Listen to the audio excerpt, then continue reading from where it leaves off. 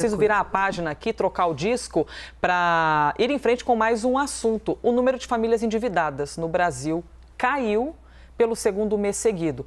Bom, até vou repetir essa frase, né? Porque causa aí, a gente tem um respiro. O número de famílias endividadas caiu pelo segundo mês seguido aqui no Brasil. Mas ainda permanece alto, né? A gente não pode desconsiderar isso, é de quase 80% no mês de novembro. Mas quando a gente fala de inadimplentes, ou seja, aqueles que estão com as contas em atraso, o índice no país continua em um nível recorde, 30,3%. Já que é um assunto relevante, tão importante, vamos então conversar e receber ao vivo aqui, mesmo que à distância, né, pela tela, mas recebemos ao vivo, o diretor de Economia e Inovação da CNC, o Guilherme Mercês. Guilherme, primeiro, obrigada pela gentileza de ter aguardado, viu? É que aqui, né, a notícia se impõe, a gente logo foi ao vivo até Brasília. Obrigada pela gentileza de ter aguardado. É um prazer estar com vocês, sem problema pela espera, e o assunto muito relacionado ao que a gente vai falar agora, que é o endividamento. De fato, o endividamento das famílias deu um respiro nos últimos 2 meses, recuou um pouquinho, e tem muito a ver, obviamente, com os programas de transferência de renda, né, mais robustos nos últimos meses. Também soma-se a isso a melhora do mercado de trabalho. É verdade que a gente tem visto uma geração de vagas consistente nos últimos meses e uma queda da inflação que a gente teve nos últimos meses também. Então, esse tripé que explica essa queda do endividamento pontual aí em novembro e outubro. Mas é verdade, como você disse, que as famílias continuam super endividadas, quase 80% das famílias brasileiras. E essa é a grande preocupação. Pois é, e quando a gente fala de dívida, a gente está falando de quê exatamente? É um cartão de crédito? É um investimento? Porque é sempre importante relembrar a diferença entre o endividamento e inadimplência. Não para você, evidentemente, que é o nosso especialista no assunto, mas para quem está assistindo a gente aqui na CNN, o inadimplente é quem já venceu a dívida e você está na inadimplência. O endividado somos praticamente todos nós, né? Porque todo mundo que tem um investimento, um boleto, vai pagar o seguro do carro, está comprando uma casa, já está naturalmente endividado. E qual é o perfil dessa dívida do brasileiro? Quando a gente está falando de endividamento, a gente está falando de medida muito ampla, desde um cartão de crédito, a um cheque especial, a um crédito consignado, algum carnê de loja que a gente está pagando parcelado. Isso é um endividamento, né? Como é que as famílias conseguem consumir, dado que não têm todo o salário para comprar tudo que gostariam de comprar? E o que é o inadimplente? O inadimplente é justamente aquele que se comprometeu com uma dívida, ou seja, pediu emprestado para consumir mais do que ele ganha ou para reduzir a parcela que ele tem que pagar naquele mês e não conseguiu pagar a parcela dessa dívida que ele contraiu. E esse número já chegou a 30% dos brasileiros, ou seja, quase 1/3 dos brasileiros está com dívidas atrasadas. E isso preocupa. Por que preocupa?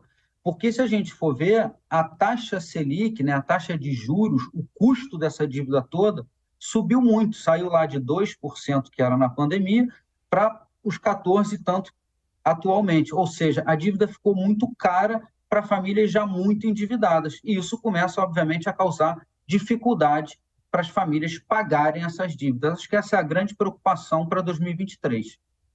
Sim, ainda mais quando a gente fala de recorde de endividamento, né? Eu falei aqui no início do nosso assunto, 30%, quando a gente fala de inadimplência, um recorde de 30% entre os brasileiros. E, Guilherme, a gente está falando de contas básicas, ou seja, aquela necessidade do dia a dia, ou daquelas contas mais parrudas, eventualmente um investimento que foi feito com o cartão de crédito, né?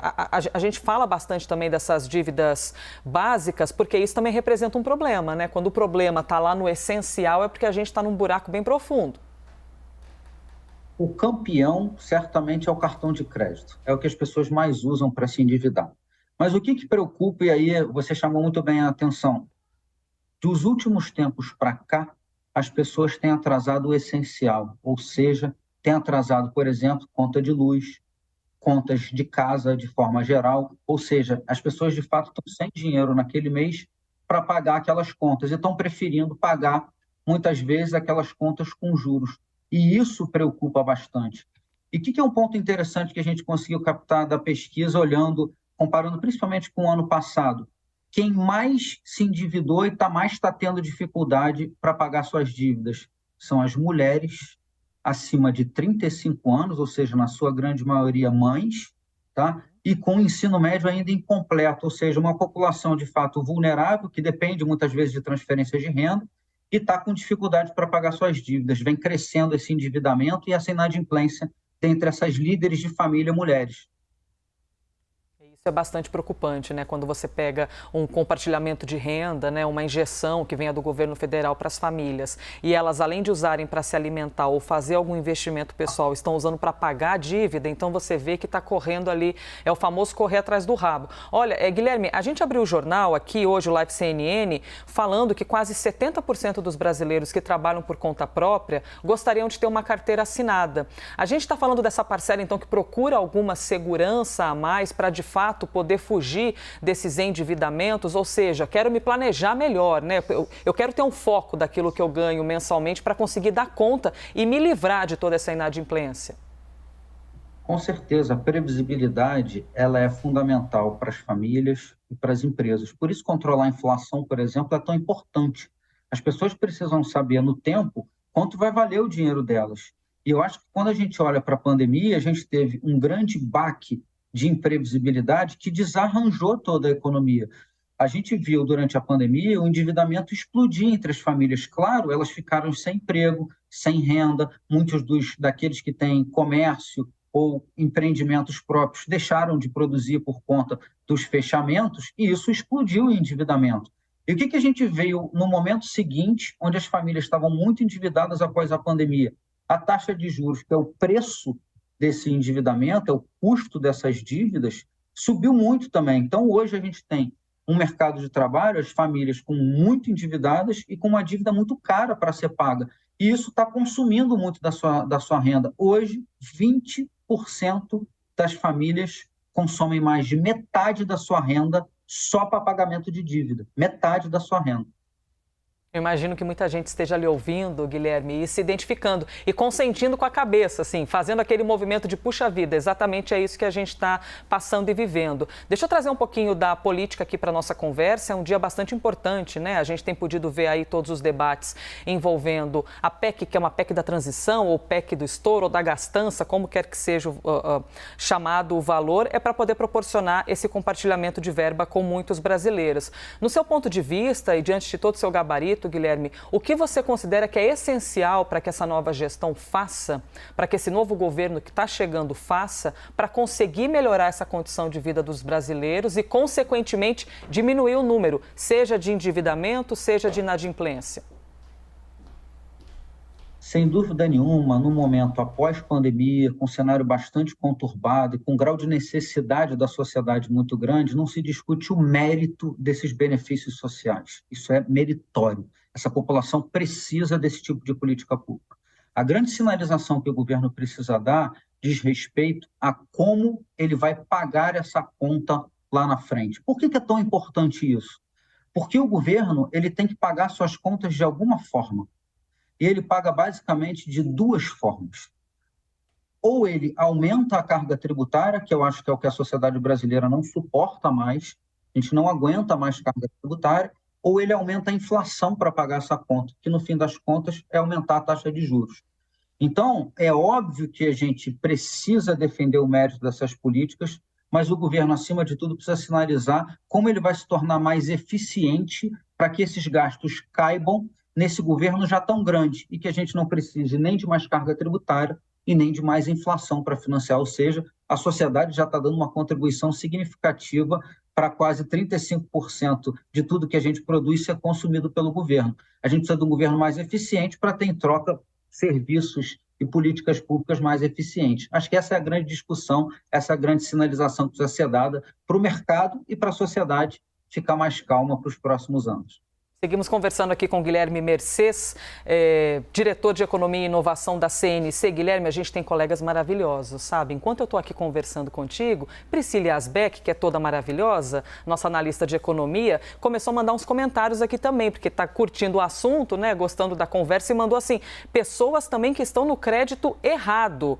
Cheque especial, 132% ao ano. mais de 7% ao mês. O consignado, quase 22% ao ano, 1,66% ao mês. Essa educação financeira, você acha que poderia também mudar um pouquinho esse cenário? Quando a gente tem mais acesso à informação, a gente consegue tomar decisões melhores?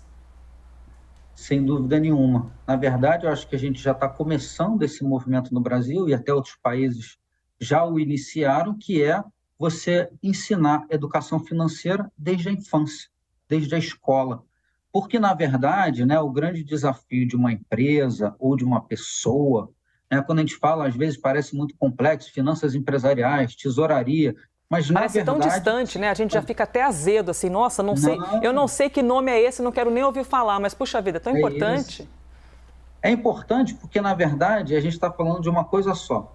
O desafio de uma pessoa ou de uma empresa de lidar com os tempos diferentes entre o que ela recebe na sua vida toda e tudo que ela quer ter na sua vida toda. Então, às vezes, você quer consumir algumas coisas quando você ainda não tem algum dinheiro, mas você confia que vai ter, que você vai trabalhar e vai receber aquele dinheiro. Então, você antecipa o seu consumo através do crédito.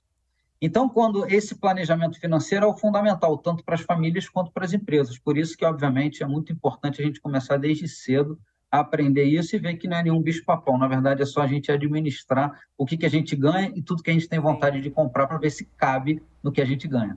Quanto maior acesso à informação, né, mais esperto a gente fica ali na tomada de decisões. Obrigada pela gentileza. Conversamos aqui com o diretor de Economia e Inovação da CNC, o Guilherme Mercês. Guilherme, obrigada, viu? Muito bom poder aprender com você. Eu que agradeço. É um prazer estar sempre com vocês.